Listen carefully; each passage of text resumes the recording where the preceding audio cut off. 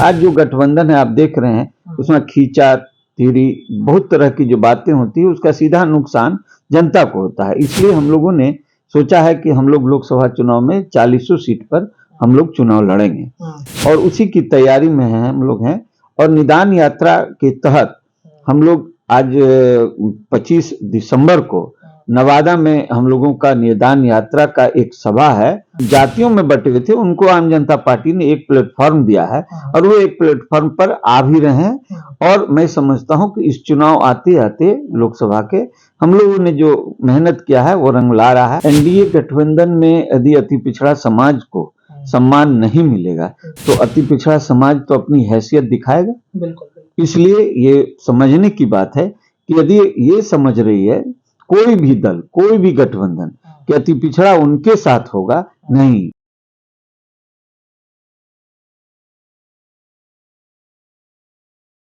नमस्कार, भारत लाइव देख रहे हैं आप। देखिए, बिहार की राजनीति में बहुत कुछ बदलाव आ रहा है। कई तरह की चर्चाएं राजनीतिक गलियारे में इन दिनों दौड़ रही हैं। आपने देखा ही होगा कि 19 तारीख की जो इंडिया गठबंधन की बैठक समाप्त होने के बाद बिहार के मुख्यमंत्री नीतीश कुमार जिस तरीके से राजनीतिक करवट ले रहे हैं, कई तरह की चर्चाएं उनको लेकर के हो रही है। बिहार में सीटों का बंटवारा कैसे होगा, इंडिया गठबंधन इसमें असमंजस में है। हालांकि नीतीश कुमार को बड़ी जिम्मेदारी दे दी गई है, लेकिन एनडीए घटक दल में शामिल जितने भी दल हैं वो सीट शेयरिंग पर अपना मन बना चुके हैं। इसके अलावा बिहार में कई ऐसी पार्टियां हैं जिन्होंने बाहरी रूप से अपने कैंडिडेट तैयार करने शुरू कर दिए हैं। आम जनता पार्टी राष्ट्रीय के राष्ट्रीय अध्यक्ष विद्यापति चंद्रवंशी हैं, लगातार कई क्षेत्रों में घूम रहे हैं और 2024 के चुनाव की तैयारी के मोड में पूरी तरीके से उतर चुके हैं। हम आज इनसे बातचीत करने जा रहे हैं कि वैसी सीटों पर जहां पर कहा जाता है कि 2024 में बड़ा बदलाव हो सकता है, दलितों, अति पिछड़ों, तमाम जो लोग हैं जब से जाति आधारित जनगणना की रिपोर्ट आई है अपने नेता को खड़ा कर रहे हैं। ऐसे में विद्यापति चंद्रवंशी जी की तैयारी किन क्षेत्रों में है और क्या कार्यक्रम है, इसको लेकर के आज हम बातचीत करने के लिए पहुंच गए। सर, आपका बहुत बहुत स्वागत है भारत लाइव। धन्यवाद। क्या तैयारी है सर 2024 में? हमने सुना कि आप काफी एग्रेशन के साथ तैयारी के मोड में उतर चुके हैं। कहा जा रहा है कि एनडीए की तरफ भी जा सकते हैं। इंडिया गठबंधन में जिस तरीके से स्थितियां पैदा हो रही है सीट शेयरिंग को लेकर, तो आपका मन क्या है, कहां से आप तैयारी कर रहे हैं? देखिए, ये तैयारी दरअसल यह है कि कोई भी दल जो है अब तो गठबंधन का दौर आ गया है तो लोग सीमित दायरे में काम करते हैं, लेकिन राजनीतिक जहां तक दल है इन दलों को निश्चित रूप से अगर एक सशक्त सरकार देने की बात हो और एक सशक्त सत्ता में आकर के लोगों के कल्याण का काम करना हो तो उसे स्वयं जो है अपनी ताकत पर राजनीतिक दल जो है अपने काम को करे और सत्ता में यदि आती है पूरी अपनी मेजोरिटी के साथ तो निश्चित इसका लाभ जनता को मिलता है। आज क्या है, आज जो गठबंधन है आप देख रहे हैं उसमें खींचा तीरी बहुत तरह की जो बातें होती है उसका सीधा नुकसान जनता को होता है। इसलिए हम लोगों ने सोचा है कि हम लोग लोकसभा चुनाव में 40 सीट पर हम लोग चुनाव लड़ेंगे और उसी की तैयारी में है हम लोग हैं। और निदान यात्रा के तहत हम लोग आज 25 दिसंबर को नवादा में हम लोगों का निदान यात्रा का एक सभा है निदान यात्रा के तहत, जिसमें कि ये टाउन हॉल में होने जा रहा है। इसमें आज जो हम लोगों के अति पिछड़ा समाज से हम लोग आते हैं और अति पिछड़ा समाज के लोग जो आज जातियों में बट करके उनके छोटे छोटे जो है कुनबे में बट करके जो राजनीति कर रहे थे उसको आम जनता पार्टी राष्ट्रीय ने एक जगह जो है जमा करने का प्रयास किया है। और ये बहुत मजबूती के साथ ये जो है जो अब तो जातिगत जनगणना के आधार पर आंकड़े भी 36% का सरकार ने दिया है, तो ये जो एक बहुत बड़ा वर्ग है और इस वर्ग जो जातियों में बटे हुए थे उनको आम जनता पार्टी ने एक प्लेटफॉर्म दिया है और वो एक प्लेटफॉर्म पर आ भी रहे हैं। और मैं समझता हूं कि इस चुनाव आते आते लोकसभा के हम लोगों ने जो मेहनत किया है वो रंग ला रहा है और समाज के लोग समझ रहे हैं कि अब हमें एक दल की जरूरत है जो हमारे उत्थान की बात करे। क्योंकि आप देखेंगे कि लोग जो है दल बना बना करके जातियों के आधार पर बांटे हुए हैं तो वो नहीं चलेगा ना। अति पिछड़ा समाज जो है अब एकजुट हो रहा है और वो समझ गया है कि दूसरे दल में हमको कुछ मिलने वाला नहीं है। इसलिए ये मेरा कहना है कि हम लोग का लगातार कार्यक्रम भी चल रहा है और निदान यात्रा के तहत 24 जनवरी 2023 से हम लोग ये निदान यात्रा शुरू किए थे और इस निदान यात्रा में करते करते हम लोग कई जिलों से होते हुए हम लोग ये 25 दिसंबर को नवादा में टाउन हॉल में यह कार्यक्रम एक सभा के रूप में होगी, इसे यहाँ तक पहुंचे और यही हम लोग की राजनीतिक सोच है, राजनीतिक यात्रा। अच्छा, 40 लोकसभा सीटों पर आप कैंडिडेट अपने खड़े करने की बात कर रहे हैं। पहले कहा जा रहा था कि आप एनडीए की तरफ ज्यादा मतलब रुख कर रहे थे कि एनडीए की तरफ से हमें मौका मिलेगा, हम सीटों का डिमांड करेंगे, लेकिन अब आपको मतलब ऐसा क्या हो गया कि अपना कैंडिडेट 40 लोकसभा सीटों पर उतारना पड़ रहा है? देखिए, ऐसा है कि जहां तक एनडीए गठबंधन की बात है, एनडीए गठबंधन में यदि अति पिछड़ा समाज को सम्मान नहीं मिलेगा तो अति पिछड़ा समाज तो अपनी हैसियत दिखाएगा। बिल्कुल। इसलिए ये समझने की बात है कि यदि ये समझ रही है कोई भी दल, कोई भी गठबंधन कि अति पिछड़ा उनके साथ होगा, नहीं, ये हम लोग जो आज लोगों के बीच जा रहे हैं और महसूस कर रहे हैं कि अति पिछड़ा समाज ठगा हुआ महसूस कर रहा है।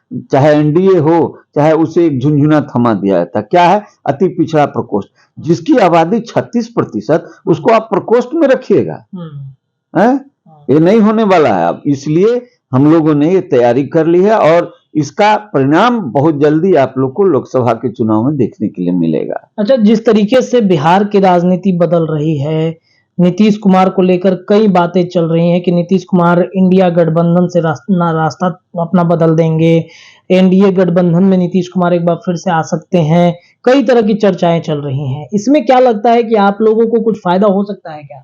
नहीं, देखिए, सवाल यह है कि नीतीश कुमार जी जब राजद से, महागठबंधन से अलग हुए थे, राजद से पार्टी बनाए और इस आधार पर उन्होंने जो बिहार को एक सपना दिखाया और आज नीतीश कुमार जी बिहार को जो सपना दिखाए, जहां से अलग किए, उन्होंने यही कहा था लोगों को कि देखिए यहाँ पर जो जंगल राज आ गया बिहार में, वो जंगल राज जो है हम नहीं चलने देंगे। ये इस तरह का कम्युनलिज्म हुआ या क्राइम हुआ या करप्शन हुआ, हम समझौता नहीं करेंगे। तो जिस समय वो हटे थे, आज उतने दिनों के बाद 18 वर्ष के बाद फिर उसमें मिलने की बात आज कर रहे हैं। और अब तो नीतीश जी अपने चौथे चरण में है, जीवन स्तर पर देखिएगा तो चौथे चरण पर है। तो जब जीवन ही आपका चौथे चरण में आ जाएगा तो राजनीतिक स्वतः चौथे चरण में, क्योंकि जदयू जो है, जदयू मतलब नीतीश कुमार, बिल्कुल, नीतीश कुमार मतलब जदयू। आज देखिए ललन सिंह जी भले उसके राष्ट्रीय अध्यक्ष हैं, लेकिन सब कुछ नीतीश जी के इशारे पर चलता और बनता है। तो मेरा ये कहना है कि जिस परिस्थिति को आप आज देख रहे हैं, ये बता रही है कि निकट भविष्य में जदयू की, नीतीश कुमार जी की राजनीतिक समाप्त, जदयू समाप्त, इस परिस्थिति में जदयू आ गई है। तो मेरा ये कहना है कि अब सवाल है कि उन्होंने तो कोई सेकेंड लाइन लीडर पैदा होने नहीं दिया। ये हर जगह अभी राजद हो, जदयू हो, ये लोग सेकेंड लाइन लीडर तैयार ही नहीं करते हैं। भारतीय जनता पार्टी इस मामले में मुझसे अलग है। Bharatiya Janata party second line leader बनने देती है और इस परिस्थिति में जब सेकेंड लाइन लीडर नहीं तैयार हुआ तो पार्टी का हश्र होगा क्या? तो ये तो समाप्त होना निश्चित है जी। ये भले अभी उठा पटक उठा, जब समय दिया बुझने का होता है तो दिया फड़फड़ाने लगता है। तो ऐसी ही परिस्थिति, ये सभा कर रहे हैं, वो कर रहे हैं, वो कर, लेकिन परिणाम कुछ होने वाला नहीं है। उसका कारण है कि उन्होंने सेकेंड लाइन लीडर तैयार होने ही नहीं दिया, जिससे आपके दल का जो विचारधारा है उसको लेके कौन आगे बढ़ेगा। तो यही सब बातें हैं जो समझने की है। भले नीतीश जी जो है जिस तरह का अपना कर रहे हैं, प्रयास करते रहे, लेकिन जदयू अब समाप्ति की ओर जा रही है क्योंकि उन्होंने सेकेंड लाइन लीडर नहीं तैयार किया। इसका मतलब कौन कारण बन सकता है? ललन सिंह पे भी कई आरोप लगते हैं। नीतीश कुमार ने ललन सिंह पर भरोसा जताया, लेकिन ललन सिंह उस पर खरे नहीं उतरे। तो क्या माना जाए कि ललन सिंह की वजह से जदयू टूट रही है? देखिए, राजनीति में किसी को किसी पर भरोसा करने की बात मैं तो देखा जितना आज नीतीश जी हैं, नीतीश जी किस पर भरोसा करते हैं? किसी पर नहीं। और नीतीश जी पर कौन भरोसा करता है? कोई नहीं। इसलिए क्योंकि वो भी किस समय पलट जाते हैं, किसको क्या कर देते हैं। आज आरसीपी सिंह थे, उनके साथ नहीं है। आज कई बड़े लीडर, उपेंद्र कुशवाहा थे, वो भी नहीं है। तो कई बड़े लीडर जो है आज नीतीश जी के साथ नहीं रहे, तो न नीतीश जी का उन पर भरोसा है, न उन पर नीतीश जी का भरोसा है। इसलिए ये परिस्थिति आपको देखने के लिए मिल रही है और इसी का ये परिणाम है कि आज जदयू जो है इस परिस्थिति में आके खड़ी है कि और उसके लिए पूरी तरह नीतीश कुमार जी स्वयं जिम्मेवार हैं। अच्छा सर, एक अंतिम प्रश्न है। जाति आधारित जनगणना की रिपोर्ट आने के बाद अति पिछड़ों को एक बल मिल गया है, इस वजह से शायद आप कैंडिडेट अलग अलग क्षेत्रों में उतार रहे हैं। देखिए, निश्चित यह बात सही है। जाति आधारित जनगणना ही नहीं, अति पिछड़े का आज ही नहीं, पहले से भी अगर आंकड़ा हम लोगों के पास है तो हम लोग तो मान के चल रहे हैं कि लगभग 40 से 42% अति पिछड़ा समाज है। अब हर क्षेत्र में है, वो हर लोकसभा में है, वो हर विधानसभा में है। ऐसा नहीं है कि कोई एरिया में ज्यादा है, कोई एरिया में कम है। कास्ट वाइज कुछ कम ज्यादा है, लेकिन अति पिछड़ा समाज जो 36%, जहां 36%, 37% में सरकार बनती है, अति पिछड़ा समाज का हर विधानसभा, हर लोकसभा, हर प्रखंड और हर पंचायत में लोग हैं। इसलिए हम लोगों को ये समस्या नहीं है कि कैंडिडेट हम लोग का वोट कैसे मिलेगा, क्या मिलेगा। सिर्फ उसके बीच हम लोग जिस तरह से मजबूती से जा रहे हैं और वो कन्विंस हो रहे हैं, ये आने वाला समय बताएगा कि ये आम जनता पार्टी राष्ट्रीय के बैनर तले अति पिछड़ा समाज आ रहे हैं। अभी कुछ लीडर हैं जो बहका करके अपने समाज को रख रहे हैं। नहीं, अति पिछड़ा समाज में भी हैं कुछ ऐसे लीडर जो कि समाज को गुलगुला दिखा रहे हैं, लेकिन वो सब कुछ होने वाला नहीं है। इसलिए क्योंकि आप किसी को बोलते हैं कि हम अनुसूचित जाति में ले जाएंगे, एक नेता बोलते हैं हमको आरक्षण जो है सो आरक्षण दिलाएंगे। अरे भाई, अति पिछड़ा को तो आरक्षण ही है, तो केवल एक ही आरक्षण न बचता है कि राजनीतिक आरक्षण। तो ये कहिए ना खुल करके कि हम राजनीतिक आरक्षण दिला देंगे, ये सब देखिए। लेकिन अति पिछड़ा समाज अब भूल भुलैये में नहीं आएगा। निश्चित तौर पर वो ऐसे नेताओं को भी कुछ दिन में समझ जाएगा जो अपने समाज को ही बरगला के रख रहे हैं। ये आपको देखने के लिए मिलेगा। चलिए, तो 2024 के चुनाव के पहले बिहार की राजनीति अब गर्मा गई है। आम जनता पार्टी राष्ट्रीय के राष्ट्रीय अध्यक्ष विद्यापति चंद्रवंशी जी ने अब ऐलान कर दिया है कि 40 लोकसभा सीटों पर अति पिछड़ों का ही राज होगा। 2024 में बहुत कुछ बदलाव देखने को मिल सकते हैं। फिलहाल अभी के लिए इतना ही। अब तमाम मुद्दों पर विद्यापति चंद्रवंशी जी से जुड़ेंगे, बातचीत होती रहेंगी। देखते रहिए भारत लाइव। बहुत बहुत धन्यवाद।